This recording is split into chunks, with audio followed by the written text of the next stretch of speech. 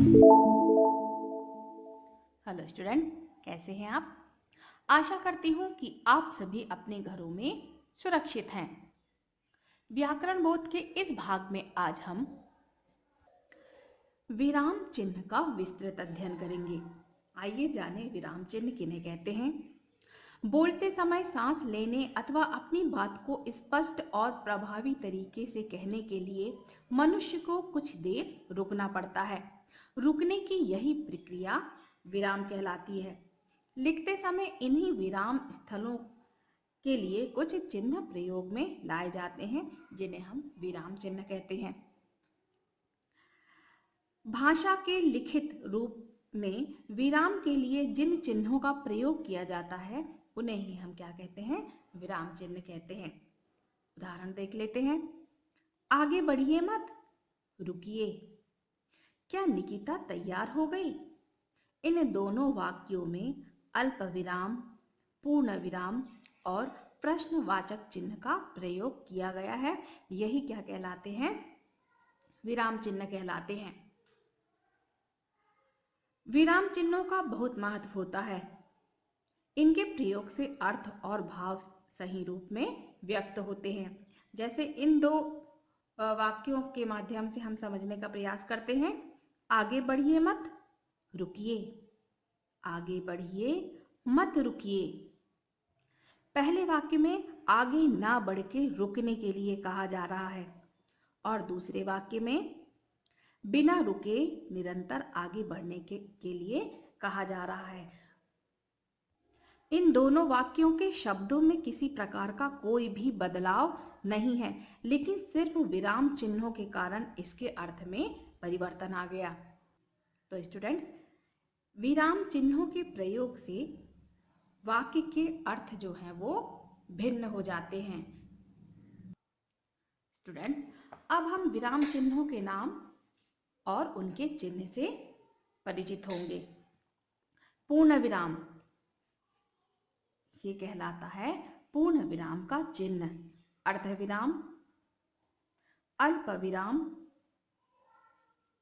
उपविराम या कोलन, प्रश्न सूचक, विस्मय सूचक, योजक चिन्ह, निर्देशक चिन्ह, उद्धरण चिन्ह, विवरण चिन्ह और संक्षेप सूचक या लाघव चिन्ह। स्टूडेंट्स, आइए अब हम इन चिन्हों के बारे में विस्तृत से जानते हैं। पहला है पूर्ण विराम। ये पूर्ण विराम का चिन्ह है। प्रश्नवाचक तथा विस्मयवाचक वाक्यों को छोड़कर अन्य प्रश्न के वाक्यों के अंत में हम पूर्ण विराम का प्रयोग करते हैं, या ऐसा कहा जा सकता है कि वाक्य पूर्ण होने पर हम पूर्ण विराम का प्रयोग करते हैं। जैसे रविवार को चावड़ी बाजार बंद रहता है, पूर्ण विराम। दहेज प्रथा सामाजिक बुराई है, पूर्ण विराम। इन दोनों वाक्यों में वाक्य के अंत में पूर्ण विराम का प्रयोग किया गया है। अर्ध विराम, जहां अल्प विराम से कुछ अधिक और पूर्ण विराम से कुछ कम रुकने की आवश्यकता हो, वहां हम अर्ध विराम चिन्ह का प्रयोग करते हैं। जैसे अतिथि आ गए, वे शीघ्र लौट जाएंगे। पैसा बहुत बड़ी चीज है, लेकिन क्या यही पर्याप्त और सब कुछ है? तीसरा है अल्प विराम। पूर्ण विराम का प्रयोग वाक्य की पूर्णता पर वाक्य के अंत में होता है, जबकि अल्प विराम का प्रयोग वाक्य के बीच में किया जाता है।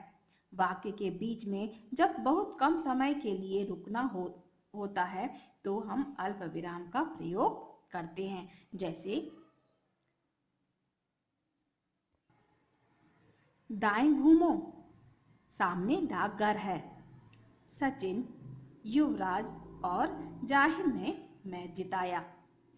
अगला है उपविराम या कोलन।